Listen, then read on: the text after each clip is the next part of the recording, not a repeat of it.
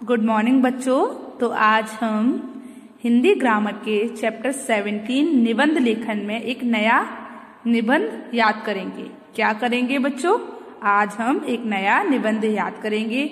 आप जानते हैं मैं पहले आपको गाय पर और मेरे विद्यालय पर निबंध याद करा चुकी हूँ और आज हम अपना एक और नया निबंध याद करेंगे जिसका नाम क्या है? दीपावली। आज हम एक और ऐसे याद करने वाले हैं जिसका नाम क्या है बच्चों?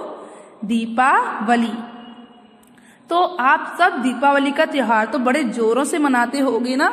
सभी मनाते हैं। दीपावली पर मजा भी बहुत आता है ना?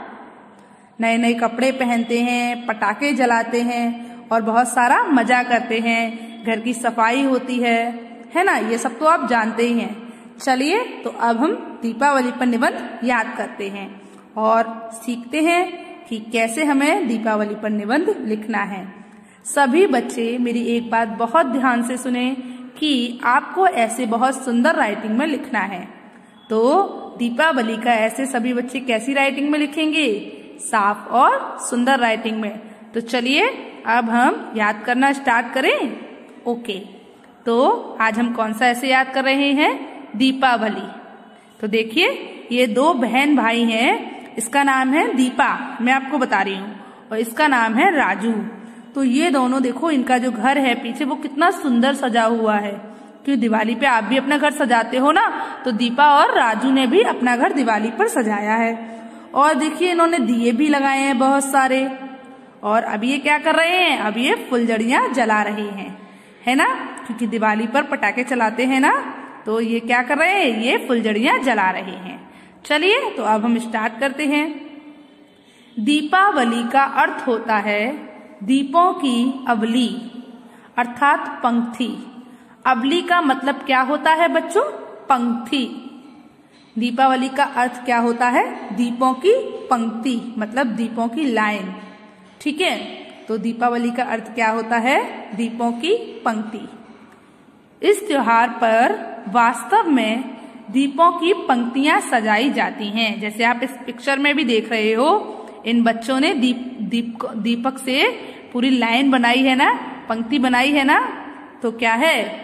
इस त्योहार पर वास्तव में दीपों की पंक्तियां सजाई जाती हैं। क्या किया जाता है?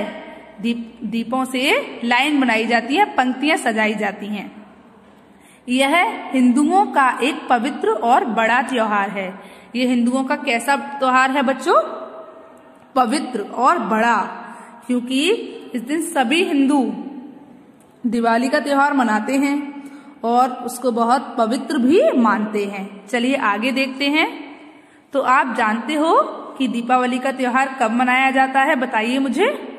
सभी जानते हैं, तो चलिए देखते हैं। दीपावली प्रत्येक वर्ष कार्तिक मास की अमावस्या को मनाई जाती है। दीपावली प्रत्येक वर्ष कब मनाई जाती है बच्चों? कार्तिक मास की अमावस्या पर। कब? अमावस्या। बोलिए फिर से, अमावस्या। तो क्या हुआ? दीपावली प्रत्येक वर्ष कार्तिक मास की अमावस्या को मनाई जाती है। कब मनाई जाती है बच्चों? अमावस्या को मनाई जाती है। कहते हैं कि इस दिन भगवान श्री राम 14 वर्ष के वनवास के बाद रावण को मारकर अयोध्या लौटे थे। क्या कहा जाता है? ऐसा लोगों का मानना है और कहते भी हैं कि इस दिन भगवान श्री राम 14 वर्ष के वनवास के बाद रावण को मारकर अयोध्या लौटे थे और उसी खुशी में हम अपने घर क्या जलाते हैं? दीप जलाते हैं और खुशियां मनाते हैं। तो क्या कहते हैं लोग बच्चों? कहते हैं कि इस दिन भगवान राम 14 वर्ष के वनवास के बाद रावण को मारकर अयोध्या लौटे थे। तो आपको पता चला? चलिए आगे देखिए। उनके आने की खुशी में लोगों ने अपने घरों को खूब सजाया था। उनके आने की खुशी में क्या हुआ? लोगों ने अपने घरों को खूब सजाया और व्हाइट वॉश किया, मतलब पेंटिंग की और घर की सफाई की। घर को बहुत सुंदर सुंदर फूलों से सजाया और रंगोली बनाई लोगों ने। जब भगवान श्री राम रावण को मारकर अयोध्या वापस आ रहे थे, तो लोगों ने उनके स्वागत के लिए पूरी अयोध्या नगरी को बहुत सुंदर तरीके से सजा दिया। तो इसी के लिए हम भी दिवाली पर अपने घरों को खूब सजाते हैं। तो क्या हुआ बच्चों, कहते हैं कि इस दिन भगवान राम 14 वर्ष के वनवास के बाद रावण को मारकर अयोध्या लौटे थे। उनके आने की खुशी में लोगों ने अपने घरों को खूब सजाया था। और क्या हुआ था, उनके आने की खुशी में लोगों ने अपने घरों को खूब सजाया था। चलिए अब आगे देखते हैं। आज भी हम उसकी याद में अपने घरों और दुकानों को खूब सजाते हैं।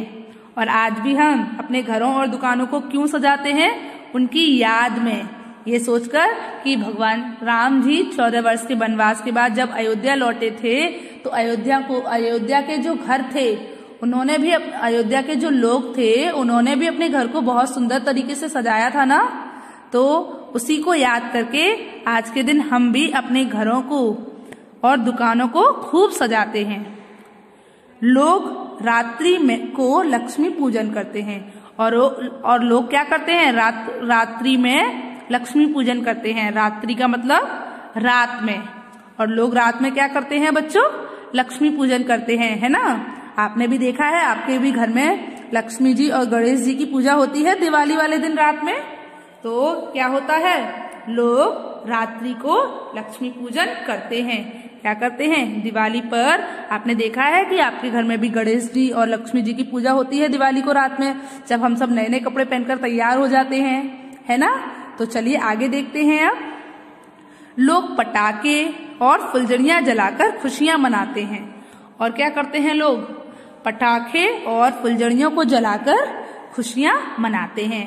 पटाखे जलाते हैं, फुलझड़ियां जलाते हैं। जैसे आप देख रहे हो बहुत सारे पटाखे चल रहे हैं, और ये बच्चे भी, दीपा और राजू भी क्या कर रहे हैं, फुलझड़ियां चला रहे हैं।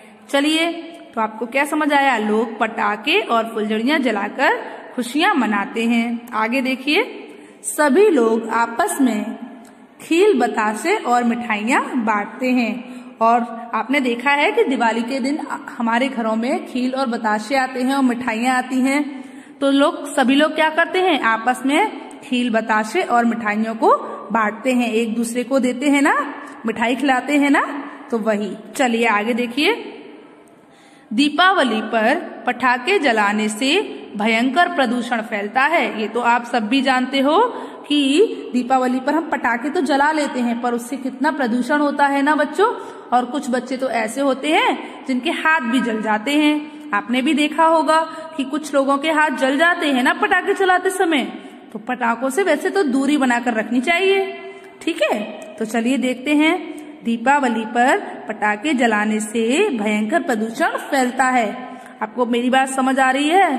तो अगली बार से दीपावली पर कोई पटाखे नहीं जलाएगा, सब क्या मनाएंगे, खुशियां मनाएंगे, गीत गाएंगे। ओके, चलिए आगे देखिए।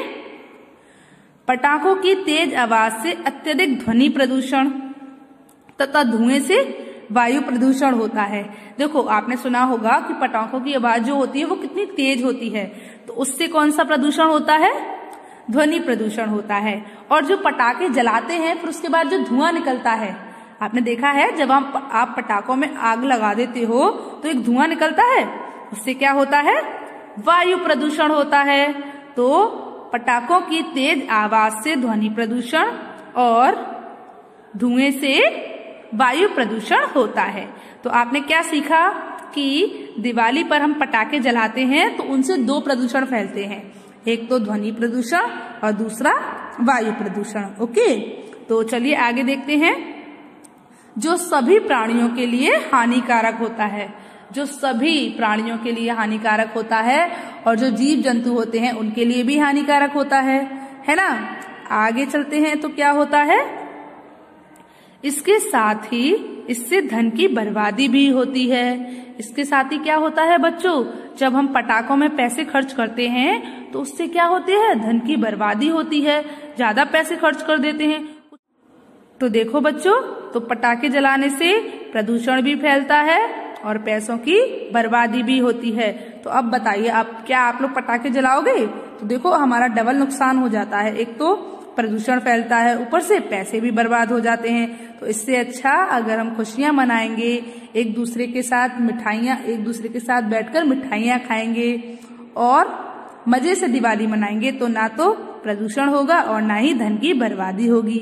चलिए आगे देखें हम। इसीलिए हमें दीपावली को बिना पटाखे जलाए ही मनाना चाहिए। इसीलिए हमें क्या करना चाहिए, दीपावली पर पटाखे नहीं जलाने चाहिए, दिवाली को बिना पटाखों के ही मनाना चाहिए। इसीलिए हमें दीपावली को बिना पटाखे जलाए ही मनाना चाहिए, जिससे प्रदूषण ना फैले और धन की बर्बादी ना हो, जिससे ना तो प्रदूषण फैले और ना ही धन की बर्बादी हो।